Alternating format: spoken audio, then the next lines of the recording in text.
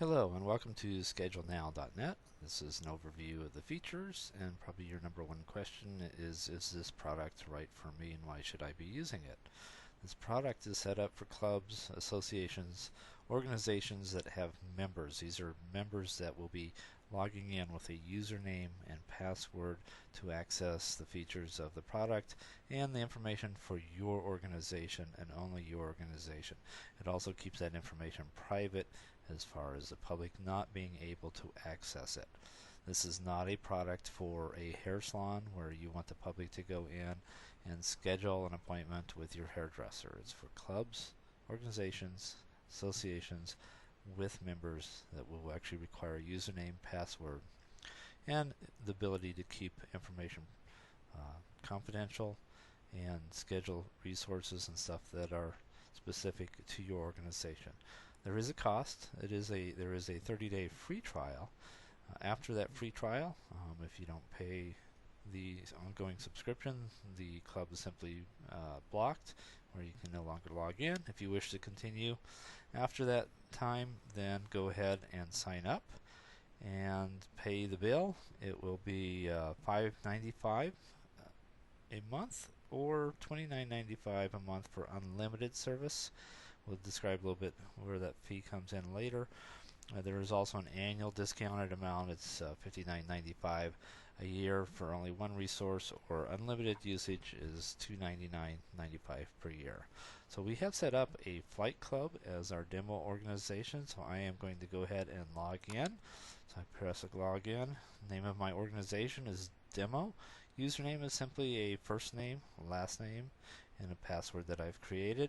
I've used this before, so I'm going to go ahead and just log in. And when I log into the system, the first thing I am brought to is the news section. This is something that you can create so that it pops up as soon as somebody logs in or not. It is configurable. You will see, because I am an administrator, there are 3 different levels of security. But as an administrator, I will see this add, edit, delete a news item, and you'll see most of the screens have where I can go in and edit and change items because I'm an administrator. 3 levels. These are the features for the members here. Plus, members will not see this. Admin has some additional members features as well, and then there's a super admin that really will determine what resources are available, just the configuration of the site and how it works, and also deal with payment and account information as well. Once I'm brought here, I can click here to continue, or the full organization of this site is everything's available on the left, and then we have help on the right, and then what we're currently on is in the center. So let's go ahead and let's look at the member list and email. And on the member list / email, we can show member pictures if they've uploaded them. We have a form where we can email people with the subject text, and also make attachments that we can send to them. We have an email group called Flight Instructors. This is something that's definable by you, and you click on that, and it will then go down here and check the boxes of who you want to send an email to. So John Wright, Randy Wells, and you can see where to show pictures if they've uploaded. The thumbnail will be shown there as well. And if there's some other people that you want to send an email to, you just check it and you hit send. We have not filled out the email form, so it won't work right now. And we can also have, obviously, because again I'm an administrator, I can do add a new member. We won't go into that right now, but here's your members and their email addresses, phone if they wish to put it. Otherwise, it can be also made unpublished, and so the only ones that would have access to unpublished information are the administrators of the system. People don't want that public. Also, we have title. So here we have a couple of flight instructors, mechanic. Also have the board members, president, secretary, treasurer. Let's create a group called board members. So if you want to email board members, you just check that, and it'll check all the board members for you. That's the email member list and email. Next, we'll just go ahead and bounce up here now and look at scheduling. So here's scheduling, and under scheduling, we will quickly go to the 17th. And I want to schedule this aircraft from 7 a.m. to 10 a.m. and I can make a comment if I wish. It's on the 17th. If I want to do it extended days, I can also do that, and be back by 5 p.m. on that day.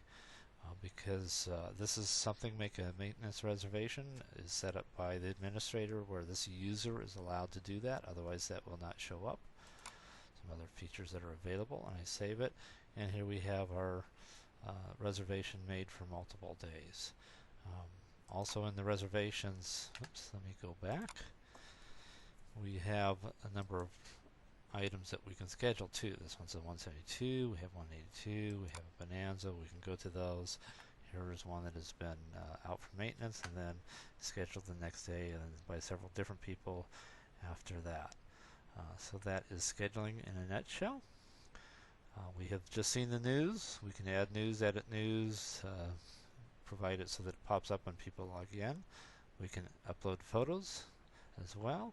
Files and documents is a very important one in the CloudBack environment. On this one we have again this add, edit, delete because I am an administrator.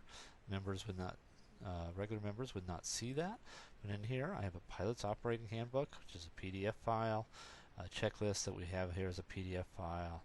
And weight and balance, which is an Excel spreadsheet. So we've put up documents for people that fly the 172 to have the information that they need to use it properly. Web links, you can set up web links that will be important to many of the members. Here we just have the National Weather Service. You click on it, it would bring up a new window with that, or FAA Form 8710, which is something also pertinent to a flying club of some sort. We have discussion forums, so you can have discussions, and again, as mentioned earlier, these are a little different. You're already logged in as a person. It knows who you are. You can add a discussion group, puts you in as the author. These will not be published on the internet. If somebody just tries to Google these topics, they will not show up in there. It stays private to your organization. And not that you can see it, but it is also, this is a secure site using HTTPS. And so you have secure communications that way as well. You can also set up ballots and do voting in elections, board of officers, and just view results and after it's done. But you can actually set up start, stop times and who's eligible to vote, all sorts of things as far as that goes. So those are the main features. You can update your information. We'll go into a lot of these further later. Change my password. Resources, so different ways that you can view the resources and what's being used. Daily schedule report is just one, so the 6th we can see that it just shows what's scheduled for the day, so 172 and the flight instructor, so this person has those two scheduled. From here we can also go to the resource view, and we can see a resource, past reservations, and the future ones are links that can be updated. And if we want to look at that for just a specific person, we can do that as well. We can also change the time period, that type of thing. And member view brings up who you're logged in as, and you can change that as well. And refresh that, see who that person has, where they have things scheduled as well.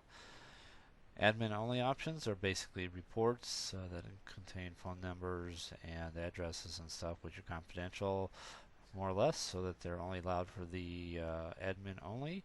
And then the super admin deals with resources, basically because this system is built based on resources and general configuration of different things you can do and account information.